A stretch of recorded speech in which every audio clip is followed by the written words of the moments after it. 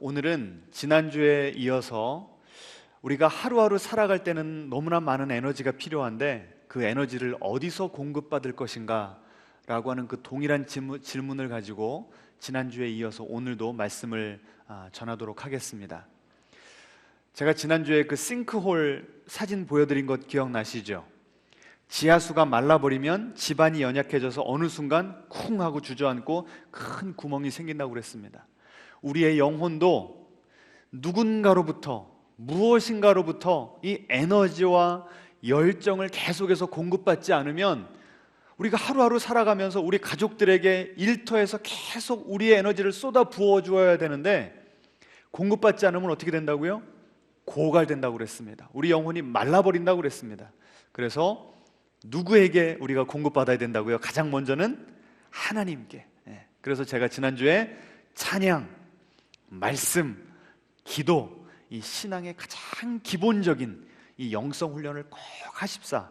꼭 그렇게 해야만 주님과 친밀함을 누리고 그 주님으로부터 오는 생명과 평안과 이 용기를 공급받을 수 있다. 제가 이렇게 말씀드렸습니다. 어떻게 한 주간 주님과 함께 행복한 시간을 보내셨습니까? 시시때때로 예수 기도하면서 주님께서 주시는 평안함을 누리셨습니까? 계속해서 훈련해 나가시기를 바랍니다. 자, 그런데 하나님은요, 우리가 하나님으로부터 이 놀라운 힘을 공급받기를 원하시지만 동시에 하나님에게만 공급받는 것을 원하지 않으세요. 그래서 오늘은 다른 어떤 소스들이 있는지, 내가 이 에너지를 공급받을 수 있는 그 에너지원이 무엇이 있는지를 한번 같이 살펴보면 좋겠습니다. 자, 먼저 우리가 에너지를 가장 근본적으로는 누구에게 공급받을 수 있다고요? 하나님. 그래서 이 하나님께 공급받으려면 영성 훈련을 해야 된다 말씀드렸습니다. 그런데 하나님은요, 우리에게 너는 나에게만 오지 말고 이런 것들을 통해서도 살아갈 힘을 공급받아라 라고 주신 것이 있어요. 물론 건강도 필요합니다. 또 우리가 왜 살아야 되는지, 왜 일을 해야 되는지, 이 근본적인 삶의 목적, 방향, 의미 이런 것도 다 중요합니다. 근데 그런 것들은 다음에 다루고요. 오늘은 두 가지를 더 다루기를 원하는데, 한 가지는 하나님께서 우리에게 맡겨주신 일입니다. 하나님이 우리에게 뭘 맡겨주셨어요? 사역, 사명을 맡겨주셨어요. 그런데 우리는 지금까지 이 사역을 감당하면 헌신해야 되고 희생해야 되고 쏟아 부어야 된다고만 생각을 했는데, 이 사역이요, 우리의 에너지 공급원이 될 수 있습니다. 믿으십니까? 우리가 하는 일이 오히려 우리에게 힘을 줄 때가 있다는 거예요. 제가 좀 이따 더 설명을 드리겠습니다. 그래서 오늘은 이 사역에 대한 이야기를 좀 할 거고요. 또 한 가지는 무엇인가 하면, 우리가 힘을 어디서 공급받으라고요? 공동체. 그래서 하나님과 영성 훈련을 통해서, 그리고 내가 하는 일을 잘하고 그 일을 하면서 내가 성장하고 내 사역의 열매를 봄으로 인해서 나에게 열정이 채워지고요. 또 외롭고 힘들고 지칠 때 공동체에 가서 내 자신을 던지고 서로가 서로를 보살펴 줌으로 하나님께서는 우리가 늘 에너지가 충만하게 살아가도록 우리를 디자인해 놓으셨다는 것입니다. 이제 큰 그림이 그려지시죠? 그래서 이 세 가지 에너지 공급원이 잘 뭘 맞출 때? 균형을 맞출 때 우리는 지속 가능한 인생을 살아갈 수가 있는 것입니다. 우리 앞뒤적으로 인사하겠습니다. 균형 있는 삶을 삽시다. 오늘 설교를 잘 들어보시면서요, 나는 이 세 가지 영역 가운데 어떤 영역에서, 하나님과의 관계인가, 일과의 관계인가, 아니면 공동체와의 관계인가, 이 각 영역에서 내가 살아갈 힘을 몇 %씩 공급받고 있는지 한번 좀 살펴보셨으면 좋겠습니다. 어떤 분들은요, 한쪽에 과도하게 의존하는 경향이 있어요. 어떤 분들은 나는 공동체 필요 없어요. 나는 누구만 있으면 돼요? 하나님만 있으면 된다고 그러는 거예요. 여러분, 그게 성경적입니까? 들리기에는 상당히 신앙이 아주 깊은 분들 같이 들리지만, 하나님도 아담 혼자 만들어 놓고 뭐라고 말씀하셨어요? 독처하는 것이 좋지 않다고 그랬어요. 그러니까 하나님은 하나님이 우리에게 직접 하나님의 위로를 주시고 놀라운 능력을 공급해 주시기도 하시지만 그 하나님의 위로와 공급이 누구를 통해서? 공동체를 통해서 흘러갈 수 있도록 그렇게 만들어 놓으셨다는 거예요. 그러니까 이 어느 하나를 소홀히 여기면 되겠습니까? 안 되겠습니까? 안 되는 거예요. 지금 여러분이 한쪽으로 치중해 있다고 한다면 나머지 두 영역에 헌신하시고 투자하셔서 이 세 가지 공급원으로부터 충만하게 에너지를 공급받게 되시기를 축원합니다. 자, 그럼 오늘 먼저 사역에 대한 이야기를 좀 하도록 하겠습니다. 자, 본문을 한번 좀 읽어볼까요? 데살로니가전서 3장 우리 같이 한번 읽어보죠. 형제들아, 우리가 모든 궁핍과 환난 가운데서 너희 믿음으로 말미암아 너희에게 위로를 받았노라. 그러므로 너희가 주 안에 굳게 선즉 우리가 이제는 살리라. 지금 사도 바울이요, 자신의 삶과 사역에 대해서 말을 하고 있습니다. 지금 사도 바울이 어떤 상황 가운데 있대요? 궁핍과 환난, 인생에 내가 감당할 수 있는 것보다 훨씬 더 큰 어려움이 있는데 게다가 뭐까지 없대요? 지금 궁핍, 뭐까지 없대요? 돈까지 없대요. 그러면 그 인생을 살아가기가 쉽겠습니까? 어렵겠습니까? 너무 어렵죠. 자칫 잘못하면 내 속에 있는 에너지가 싹 말라버릴 수 있는 그런 위기 상황입니다. 그런데 위로를 받았대요. 힘을 공급받았대요. 계속해서 그 사역을 해나갈 수 있는 힘을 공급받았대요. 어디에서? 너희에게서. 이때 너희는 누군가 하면 데살로니가에 있는 교인들입니다. 사도 바울이 그 데살로니가 교회에 엄청난 투자를 한 거예요. 한 영혼 전도하고 양육하고 하나님의 제자로 만들기 위해서 열심히 헌신을 한 겁니다. 그런데 이제 그들이 보세요, 너희의 믿음으로 말미암아 그들의 믿음이 어떻게 됐다는 거예요? 성장했다는 겁니다. 어디까지? 너희가 이제는 주 안에 굳게 섰다. 그러니까 사도 바울이 지금까지 한 일이, 내가 지금까지 쏟아부은 눈물과 시간과 에너지가 헛되지 않았다는 것을 무엇을 통해서 보는 거예요? 내가 헌신했던 그 교인들의 무엇을 통해서? 영적인 성장, 그 열매를 통해서 내 수고가 헛되지 않았다는 걸 깨닫게 된 겁니다. 그러니까 지금 내 삶은 어려워도 무엇을 통해서 위로와 힘을 공급받았어요? 내 사역과 사역의 열매를 통해서. 그래서 위로를 받았는데 거기서 끝이지 않습니다. 그 다음 페이지요. 같이 읽습니다. 우리 하나님 앞에서 너희로 말미암아 모든 기쁨으로 기뻐하니 너희를 위하여 능히 어떠한 감사로 하나님께 보답할까. 참, 내가 보살폈던 그 성도님들이 사역의 열매를 맺기 시작하고 하나님 앞에 온전하게 서 있는 모습을 보니까 지금 당장 내가 배를 골아도 나는 뭐 할 수 있다는 거예요? 기뻐할 수 있다는 거예요. 지금 저 고백을 읽으면 사도 바울의 에너지 레벨이 업이에요, 다운이에요? 예? 풀로 꽉 차 있는 거예요. 지금 사도 바울이 그 기쁨을, 그 에너지를 하나님께 얻었습니까? 아니에요. 무엇을 통해서 얻었어요? 내가 한 일에 대한 열매를 통해서 얻은 겁니다. 여러분은 지금 하고 계신 일을 통해서 보람을 느끼고 계십니까? 여러분의 지금까지 한 일을 통해서 열매를 거두고 계십니까? 그러면 그것에 대해서 기뻐하시기 바랍니다. 우리 믿는 성도님들은요, 특별히 무언가 하나 잘하면요, 괜히 내가 뭐 할까봐, 교만해질까봐, 나 스스로 나를 칭찬하는데 인색해요. 물론 내가 한 일이 나의 우상이 되면 안 되죠. 나를 정당화시키는 나의 의가 돼서는 안 되죠. 하지만 하나님께서 나에게 재능을 주셨고 내가 그것을 통해서 열심히 일했을 때 결과가 보이고 내가 성장하고 내가 투자한 이들이 성장하는 열매가 보이면 우리는 뭐 할 수 있다고요? 기뻐할 수 있고 위로를 받을 수 있어요. 여러분, 이런 여러분의 사역의 열매를 거두게 되시기를 축원합니다. 예수님도 이런 기쁨을 누리셨어요. 한번 보여주시겠습니까? 예수님이 70인의 제자들을요, 전도 여행을 보냈습니다. 그랬더니 그들이 돌아와가지고 뭐라고 보고해요? 같이 읽어보겠습니다.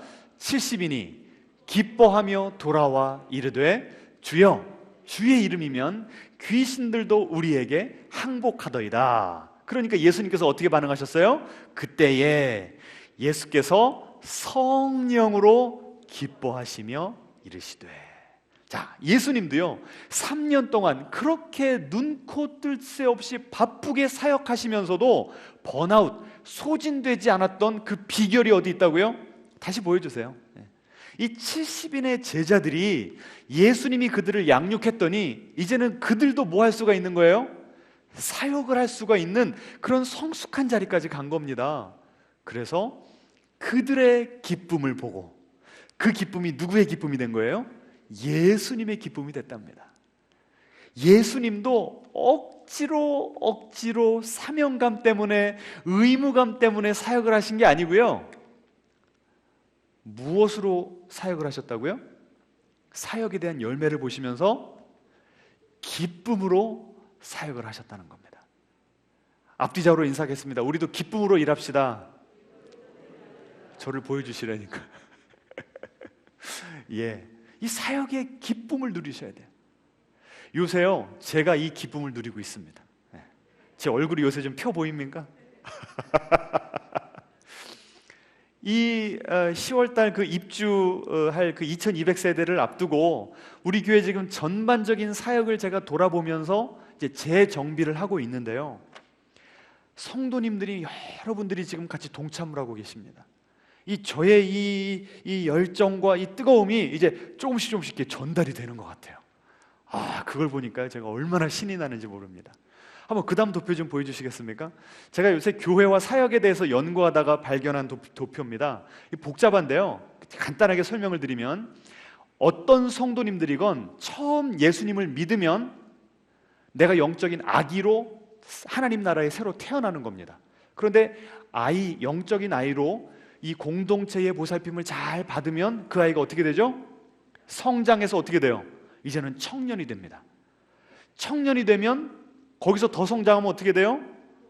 예, 자기 앞가림도 잘할 뿐더러 다른 사람도 도와줄 수 있고, 또 그렇게 성숙하다 보면 결혼해서 아기 낳잖아요. 우리 인간의 일생을 보면. 그럼 부모가 되지 않습니까? 영적으로도 이 어린아이가 청년이 되고, 청년이 이제는 다른 그 성도들을 품고 양육할 수 있는 영적인 부모까지 갈 수 있다는 거예요. 근데 제가 이 도표를 보고요, 우리 봉신교회의 성도님들이 어떤 성도님은 어디, 어떤 성도님은 어디, 이렇게 한번 좀 쭉 나열을 해봤습니다. 그랬더니요, 제 마음 가운데 막 기쁨이 넘치는 거예요. 지금 우리 가운데는요, 영적인 부모들이 계세요. 우리 원로 사모님, 원로 목사님과 함께 지난 40년간, 어떤 분들은 20년, 어떤 분은 30년, 어떤 분은 40년 영성 훈련을 잘 받으셔가지고요, 지금까지 교회를 신실하게 든든하게 버티고 계신 분들이에요. 저는 그 오랜 동안 헌신한 우리 성도님들 한 분 한 분 보면요, 그렇게 가슴이 뜨거워져요. 어떻게 그렇게 초지일관 늘 한결같은 모습으로 교회를 사랑하고 사역자들을 아껴줄 수가 있는가? 얼마나 가슴이 뜨거워지는지 모릅니다. 그리고 영적 청년, 어떤 성도님이 그래요. 이번에 제자훈련을 시작하시면서, 제가 지금까지 우리 교회를 지금 다녀보니까 저는 받기만 하는 인생이었습니다. 받기만 하는 신앙생활 살았습니다. 우리 교회를 보니까 지금 중직자들 열심히 헌신하시는 분들은 벌써 나이가 좀 지긋한 분들이신데 저는 그분들한테 그 혜택을 입기만 했지 너무 찔리더라는 거예요. 그래서 이제부터는 내가 제자훈련 제대로 받아가지고 저도 헌신해서 이제는 영적 부모의 자리까지 가겠습니다. 그런 말을 하시는 거예요. 그런 말을 들을 때 제 속에서 어떨까요? 제 에너지 레벨이 막 쭉쭉 올라가는 거예요. 쭉쭉 올라가. 얼마나 신이 나는지 모릅니다.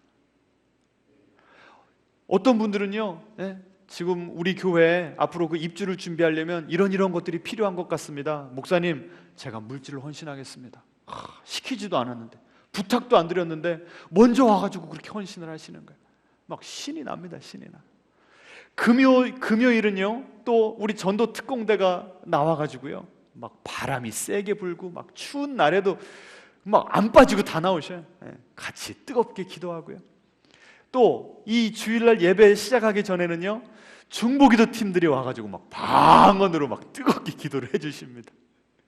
지금 이 교회가요, 아직 지금 코로나라 온전히 다 나오지는 못하지만 그 속에서도 여러분, 우리 봉신교회 지금 하나님의 이 역사하심이 느껴지십니까? 이 생동력 있는 교회라는 게 느껴지세요? 네. 여러분 더욱 좀 헌신하시길 바랍니다. 그 다음에 영적인 아이, 어제부터 세례 교육을 시작했습니다. 제가 강요한 것도 아닌데 그 두 분이시긴 하지만 적은 숫자가 아니더라고요. 왜 그래요? 한 영혼이 뭐보다 귀해요? 천하보다 귀해요. 그러니까 두 분이 모이셨으니 이 천하를 다 합친 것보다 몇 배의 값어치가 있으신 분들이에요? 2배의 값어치.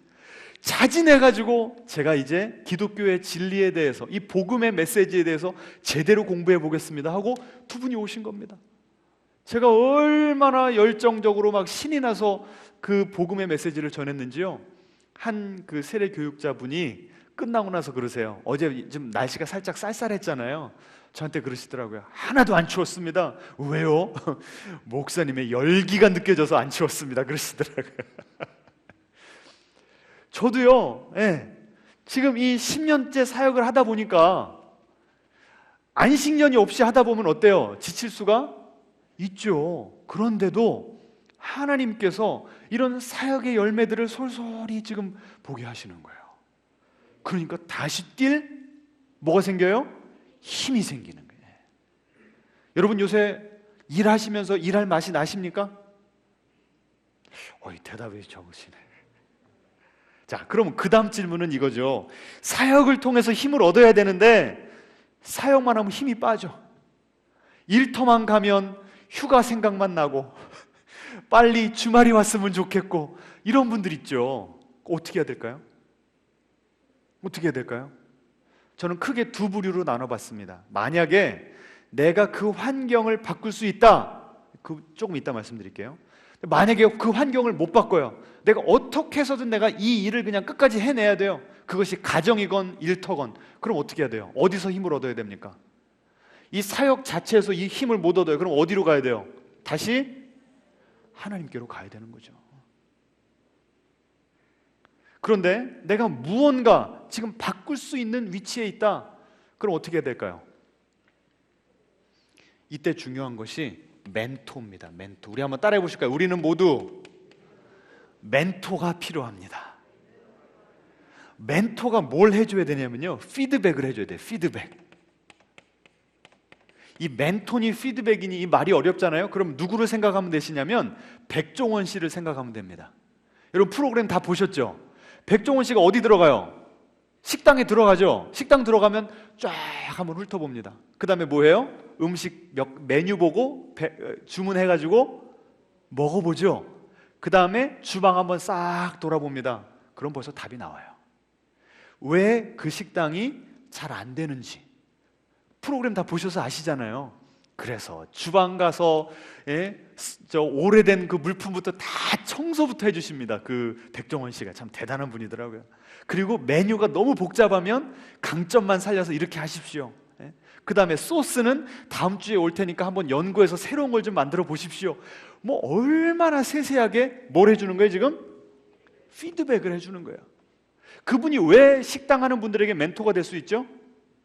그분 스스로가 소위 말해서 바닥에서부터 굴러본 분이기 때문에, 이미 내가 그 길을 거쳐왔기 때문에 그 중간에 있는 분들, 제대로 하지 못하는 분들이 딱 보면 객관적으로 뭘 고쳐야 될지가 보이는 거예요.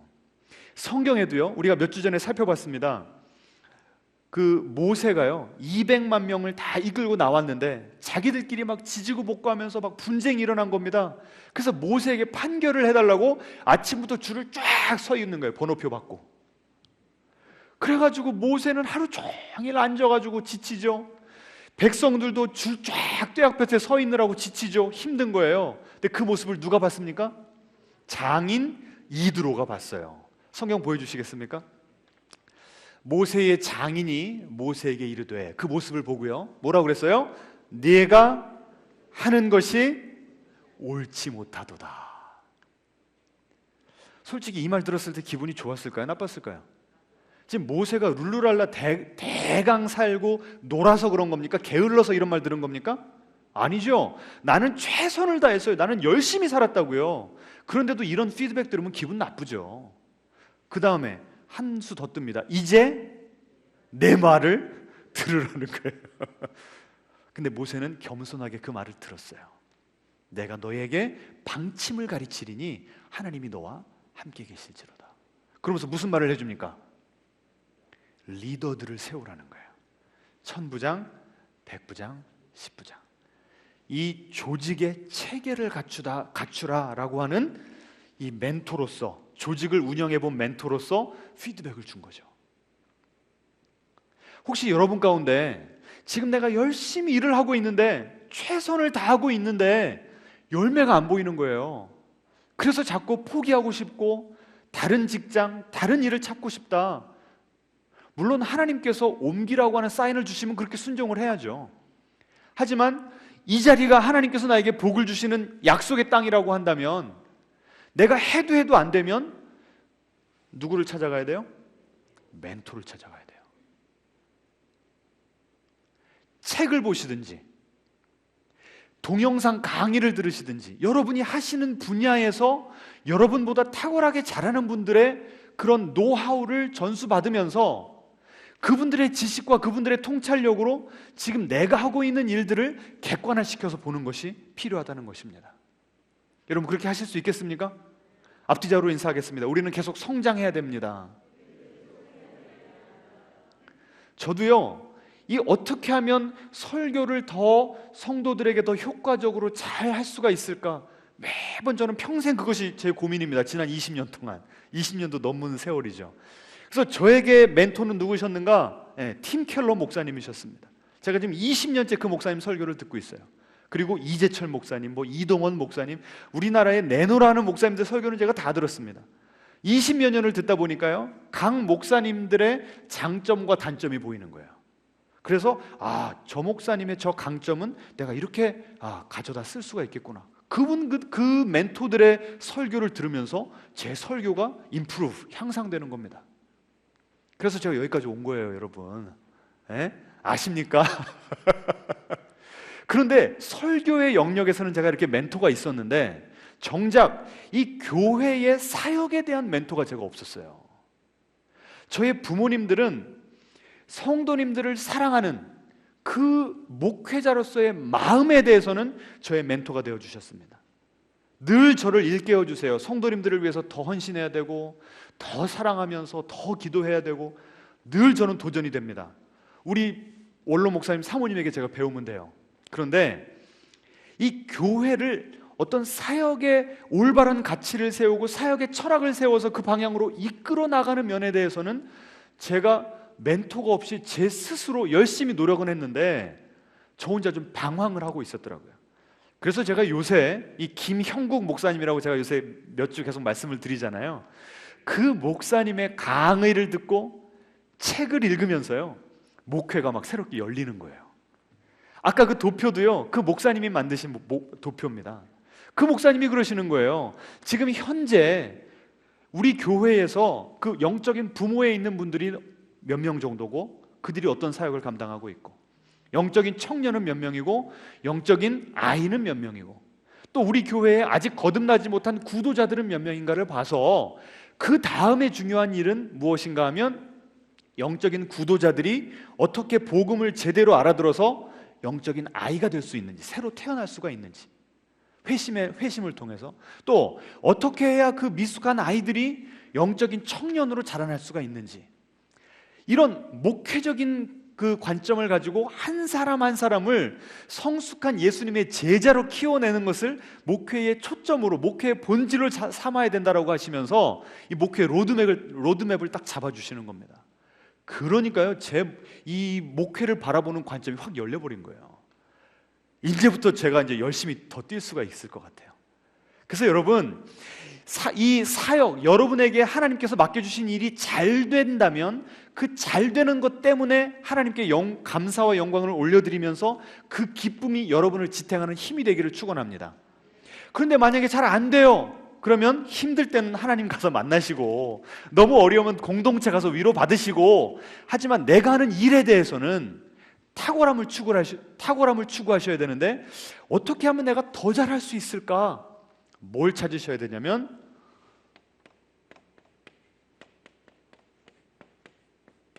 뭘 찾으셔야 돼요? 돌파구를 찾으셔야 돼요. 돌파구. 근데 그 돌파구는 혼자 찾을 수 있습니까? 없습니까? 없어요. 나보다 내 분야에서 뛰어나게 잘하는 사람들에게 반드시 가서 배우셔야 됩니다. 아멘? 아멘이죠. 끊임없이 배우셔야 돼요. 끊임없이. 진수 테리라고 하는 분이요, 2000년대 초반에 우리나라에서 이 미국에서 성공한 여성 비즈니스 우먼이라고 아주 대서특필 보도된 적이 있었습니다. 이 진수 테리라고 하는 이 한국 1세 여자분인데요, 이분이 미국에서 열심히 일을 했답니다. 그런데 하는 일마다 가면 내가 제일 열심히 하는데 승진될 때 꼭 탈락이 되더라는 거예요. 그래서 너무 상처를 받아서 다른 회사를 가고 다른 회사를 가도 똑같은 일들이 벌어지더랍니다. 그래서 이분이요, 자기가 프로모션, 승진이 안 된 회사들에 찾아가서 자기의 직속 상관들을 다 만나봤답니다. 아니, 왜 저를 이번 승진에서 저를 뽑지 않고 다른 사람을 뽑았습니까? 일일이 물어봤대요. 여러분, 그 물어보기가 쉽습니까? 어렵습니까? 자존심 상하는 일이죠. 너무 괴로운 일 아닙니까? 그래도 물어본 거예요. 왜? 나 스스로는 답을 찾을 수가 없으니까. 나 스스로는 돌파구를 찾지를 못하겠으니까. 그랬더니요, 공통적으로 하는 말이 있더랍니다. No fun. 당신은 일은 성실히 잘하는데 재미가 없다. 재미가 없어요. 낮은 직급일 때야 나에게 맡겨준 일만 잘하면 돼요. 그런데 승진하면 어때요?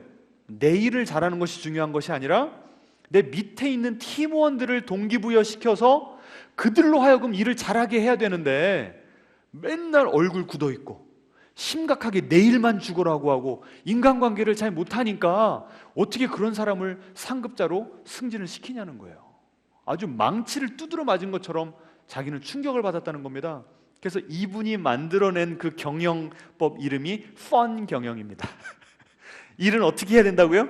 신나게 해야 된다는 거예요. 신나게. 그래서 막 이분이 그 강연하러 나왔는데요, 흑인 래퍼들을 데리고 나왔어요. 그래서 막 랩을 하면서 처음부터 얼마나 신나게 하시는지. 그러니까 그분은 그분 나름대로 뭘 찾은 거예요? 돌파구. 뭘 통해서? 멘토의 피드백을 통해서. 여러분도 꼭 이렇게 하셔서 여러분이 하시는 일에서 보람과 기쁨을 찾으시고 사역의 열매를 누리게 되시기를 주님의 이름으로 축원합니다. 자, 그 다음에요, 이제 남은 시간 동안은 이 공동체에 대한 이야기를 좀 해볼까 합니다. 제가 한 1년 반 정도 전에 동영상 하나 보여드린 거 기억하실 겁니다. 레드우드라고 하는 엄청나게 이 세상에서 제일 키가 큰 나무 동영상 보여드린 거 기억하세요? 예. 그 레드우드가 모여있는 그 공원에는요, 지지를 조사를 해보니까 안반이 있어가지고 이 레드우드가 60m에서 120m까지 자라는 엄청난 큰 나무고요, 10사람이 이렇게 팔을 둘러도 그 한 바퀴를 다 두르지 못할 정도로 크게 자라나는 나무입니다. 그런데 그렇게 높은데 뿌리가 기껏해야 3m, 4m밖에 안 되더래요. 안반 때문에. 그러면 어떻게 이 오랜 세월을 버텨왔는가? 어떻게 계속 성장할 수가 있었는가? 거기에 가장 오래된 나무가요, 2400년 됐다고 합니다. 예수님 오시기도 전부터 있었던 나무예요. 그 비결을 봤더니 어디 있더래요? 한번 좀 사진 보여주시겠습니까? 예, 옆으로 뿌리가 뻗었는데 서로가 서로를 어떻게 됐어요? 예, 서로가 서로를 안아주고 서로가 서로를 지켜주더라는 거예요. 그래서 어떤 태풍이 와도 끄떡하지 않더라는 겁니다. 그 다음에요, 예, 서로 넘어지지 않게 잡아주는 이 뿌리가 서로 연결이 되어 있는 거예요. 그 다음에요, 예, 가뭄 때는 영양이 부족한 나무에게 영양분을 주더라는 거예요. 예. 이제 저를 보여주세요. 자, 그러니 저런 힘은 하나님께서 직접 주실 수 있습니까? 아니죠. 누구를 통해서? 공동체를 통해서만 주실 수 있는 거예요. 그럼 제가 여러분에게 다시 여쭤보겠습니다. 여러분은 지금 이 코로나 전국 너무나 힘든 시기를 하루하루 살아가고 계신데 공동체의 힘을 경험하고 계십니까? 어떤 공동체에서 그런 힘을 경험하고 계십니까? 저는 목사고 지금 교회에서 설교하기 때문에 우리에게 답은 뭐겠어요? 우리 교회 공동체, 특별히 어떤 공동체? 셀 모임을 통해서 우리가 하루하루 살아갈 힘을 공급받고 있는가? 이걸 좀 살펴보셔야 됩니다. 우리 가운데는요, 우리 이 봉신교회라고는 이 믿음의 공동체에 give and take, 주고받고가 적절하게 이루어져야 나도 건강해지고 공동체도 건강해지는데, 어떤 분들은요, 아까 나는 좀 미숙한 성도여서 받기만 했습니다 라고 하는 그런 분들이 계세요. 만약에 우리 봉신교회를 통해서 나는 위로를 받고만 싶다, 도움을 받고만 싶다, 이런 분들이 많으면 봉신교회가 어떻게 될까요? 기반이 약해지죠. 흔들리죠. 그러니까 그런 분들만 많이 계셔도 안 되고, 또 반대로는 어떤 분들이 계실까요? 너무나 헌신만 하는 분들이 있어요. 이 공동체를 통해서 공급받는 것 없이 의무감과 하나님께서 주시는 사명감이 투철해서 계속 쏟아붓기만 하는 분들이 계실 수도 있어요. 이런 분들은 어떻게 됩니까? 자기 관리 제대로 안 하면 헌신하다가 헌신작 되는 거예요. 그러니까 양쪽 다 건강하지 못한 거죠. 그러니까 여러분이 보실 때 우리 봉신교회를 통해서 내가 정말 살아갈 힘을 공급받아야 되는데 그 에너지원이 되려면 give and take를 좀 적절히 하고 있는가를 보시기 바랍니다. 아멘? 네. 제가 최근에 어떤 한 성도님이 속해 계신 그 셀에 대한 이야기를 그 성도님에게 들었습니다. 그 셀에서는요 이렇게 얘기했대요. 우리 이렇게 있으면 안 되겠다고, 영적으로 퇴보하겠다고. 우리 셀끼리 지금 성경 통독해 나가고 있잖아요. 그 스케줄대로 성경 필사를 합시다 그랬대요. 그랬더니 대부분의 셀원들이 같이 합시다 그래가지고요 뭐 하고 있어요? 지금 매일 성경을 직접 쓰고 계시대요. 그리고 이분이 육아를 하다 보니까 속상하고 힘든 때가 있잖아요.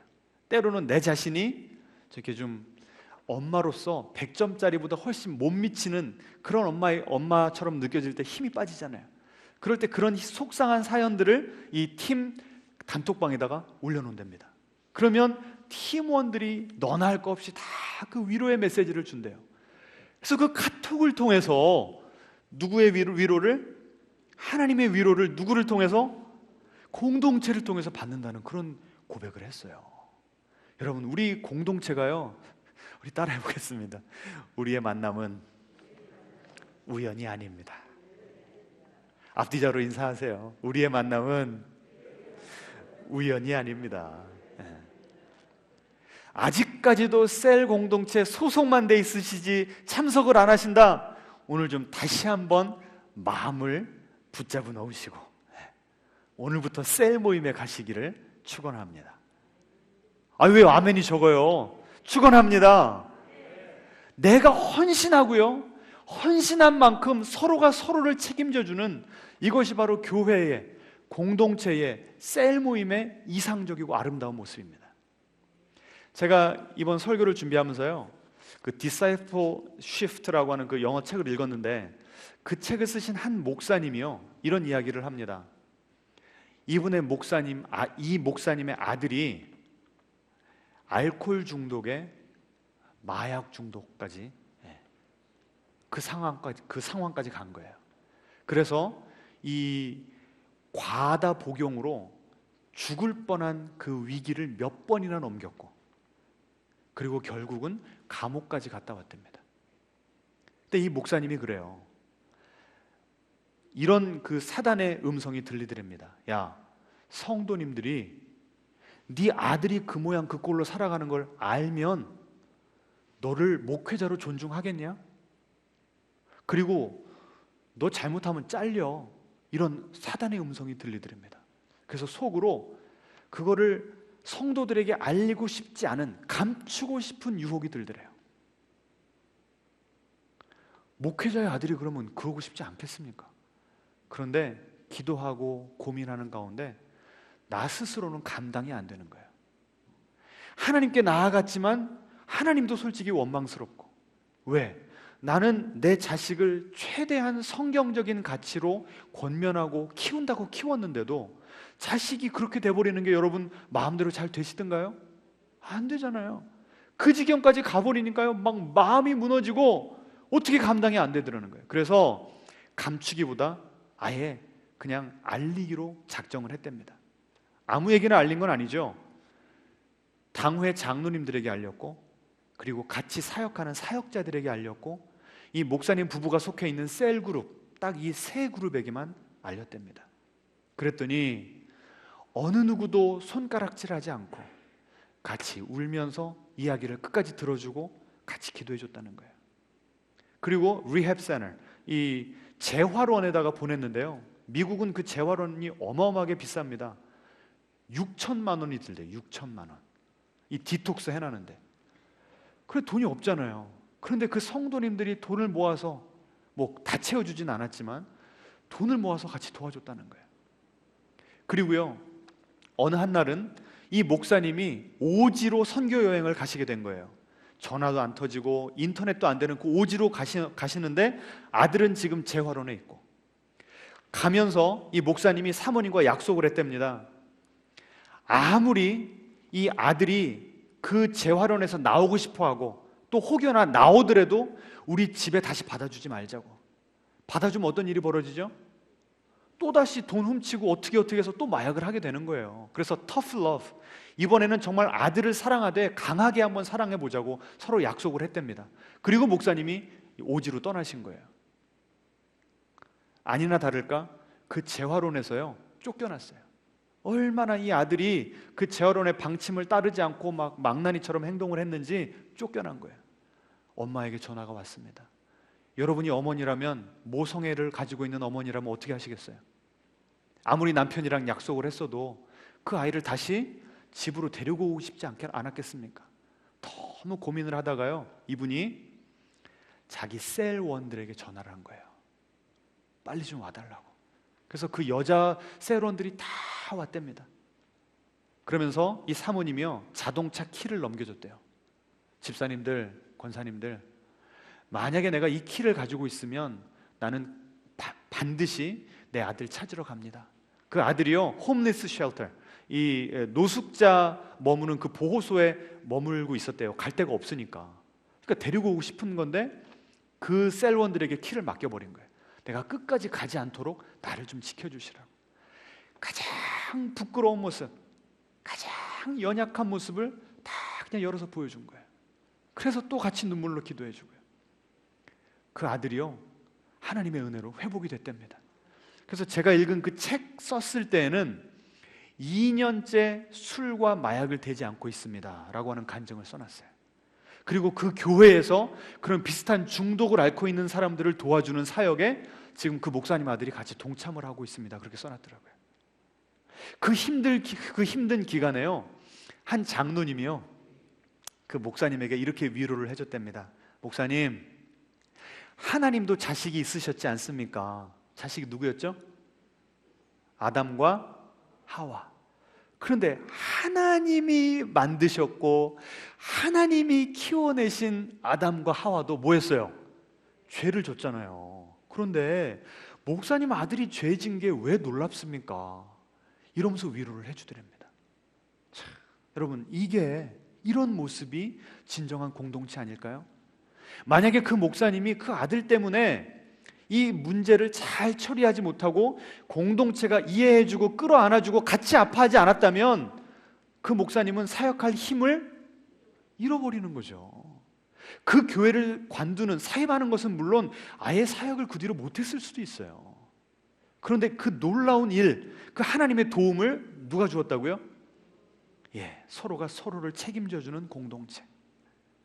그래서 여러분, 오늘 이 공동체에 대해서 헌신하면서 이런 헌신을 좀 했으면 좋겠습니다. 어떤 헌신이냐면요, 안전한 공동체가 되기로 헌신하시기 바랍니다. 안전하다는 건 무엇인가 하면 내가 어떤 내 속에 있는 이슈, 내 깨어짐, 내 죄, 내 아픔을 나누더라도 저 사람 저랬었어? 손가락질하지 않기. 따라해 보겠습니다. 손가락질하지 않겠습니다. 함부로 정죄하거나 판단하지 않겠다고 여러분 그렇게 서로 셀 모임 안에서 오늘 서약을 하시기를 바랍니다. 하실 수 있겠습니까? 네. 그리고 또 안전하다는 건 무엇인가 하면 어느 누구도 나에게 손가락질하지 않을 것이기 때문에 아까 제가 말씀드렸던 그 목사님이나 사모님처럼 내 치부까지도 어떻게 하겠습니다? 다 드러내 보이겠습니다. 그 안에서 내가 자유하겠습니다. 이 서약을 하는 겁니다. 물론 처음부터 내가 그 셀원들을 안 지가 얼마 안 됐는데 확 벗으면 되겠습니까? 안 되겠습니까? 예? 돼요? 안 돼요? 안 되죠. 그만큼 내가 알아온 세월이 길어지면 길어질수록 내가 서로에 대한 신뢰가 서로 간의 신뢰가 쌓이면 쌓일수록 점점점 내 자신을 보여드릴 수가 있는 것이죠. 그래서요, 그 다음 해야 될 서약은 무엇인가 하면요, 한번 따라해 보겠습니까? 정주서약. 이 정주라는 건 무언가 하면요, stability, 늘 그 자리에 있겠다라고 하는 서약이에요. 무슨 말일까요? 특별하게 이민 가지 않는 한 교회 공동체에 끝까지 남아있겠다. 내가 여기서 늙어 죽겠다 하고 서약을 하는 거예요. 그 베네딕틴 수도회라고요, 이 중세 때부터 쭉 모임을 이어온 그 수도회 안에서 그 수도회 안에 들어가려면 해야 되는 서약이 바로 이 정주 서약이었습니다. 그 수도회 안에 같이 생활을 하다 보면 마음이 상하기도 하고 갈등도 생기고 상처도 받습니다. 그럴 때 나 여기 못 있겠다, 내가 여기 아니면 갈 데 없냐 하고 딴 데 가버리면 누구에게 손해라는 거예요? 내 인격 형성에 손해고 공동체도 그만큼 취약해질 수 있다는 것이죠. 그게 아니라 어떤 일이 벌어지건 어떤 상처를 받건 하나님께 나와서 회복되고서라도 다시 이 공동체에 내가 헌신하겠다, 이런 사람들이 계속 모이고 이런 공동체가 10년, 20년, 30년이 되어주면 아까 같은 그런 기가 막힌 상황에 닥쳤을 때에도 내 아픔을 다 내어놓고 서로가 서로를 보듬어주는 그런 공동체가 될 수 있는 것입니다. 여러분, 지금 노후를 준비하기 위해서 연금부터 시작해서 열심히 돈 모아놓고 계시죠? 그래요, 안 그래요? 들어오자마자 싹 나가서 모아놓을 게 없으십니까? 여러분, 노후 대책은요, 돈으로만은 충분하지 않아요. 무엇이 우리의 든든한 자산이 될까요? 공동체가 우리의 자산이에요. 내가 헌신하지 않는데 내가 그 공동체에서 그 돈을, 그 영적인 자산을 끌어다 쓰겠다? 말이 돼요, 안 돼요? 안 돼요. 여러분이 투자한 만큼, 여러분이 다른 셀원들에게 여러분의 삶을 투자하고 쏟아부은 만큼 노년이 되었을 때, 내가 어려울 때, 위기 상황 때 그만큼 하이 리턴, 그만큼 많이 되돌려 받을 수 있는 것입니다. 자, 오늘 짧게나마 사역과 공동체에 대한 이 두 가지를 나누었습니다. 자, 지금 여러분이 보실 때 하나님에게 직접 나가서 공급받는 그 영적인 힘과 내가 사역을 잘하면서 그 사역으로부터 오는 그 기쁨과 공동체에게 받는 위로, 이 세 가지가 지금 적절하게 균형을 이루고 있습니까? 그렇다면 여러분은 인생을 잘 살고 계신 것이고 오늘 하나님께 감사하시기 바랍니다. 그런데 혹시라도 한쪽으로 편중되어 있다고 한다면 어떻게 하시라고요? 어떻게 하시라고요? 멘토를 찾아서 피드백을 받으시고 또 셀 모임에 들어가셔서 이제는 안전한 셀을 만들기로 헌신하시고 나는 이제 아무 데도 안 가겠습니다, 끝까지 이 셀에서, 이 봉신교회에서 함께 늙어가겠습니다 라고 하는 이 정주의 서약을 하심으로 이 험한 시기를 살아감에 있어서도 하루하루 하나님께서 주시는 그 충만한 힘을 누리면서 사시게 되시기를 그래서 더 쓰러져가는 사람들, 힘들어하는 사람들을 붙잡아 일으키시는 그런 소중한 사역도 감당하게 되시기를 주님의 이름으로 축원합니다. 우리 함께 기도하겠습니다. 들은 말씀 기억하시면서, 주님, 나는 이제 무엇에 더 헌신해야 되겠습니까? 이제 좀 방향이 잡히지 않습니까? 지혜로운 사람 되게 해주시라고. 더 이상 싱크홀 같은 그런 위험한 그 위기 빠질 때까지 방치해 놓는 인생이 아니라 지금부터 내 영혼에 흐르는 그 지하수가 충만하도록, 생명수가 충만하도록 다른 사람들에게까지 그 생명수를 나누어줄 수 있는 인생 살게 해주시라고 시간 다 같이 우리 인생을 돌아보시면서 새롭게 헌신하면서 하나님께 나아가겠습니다.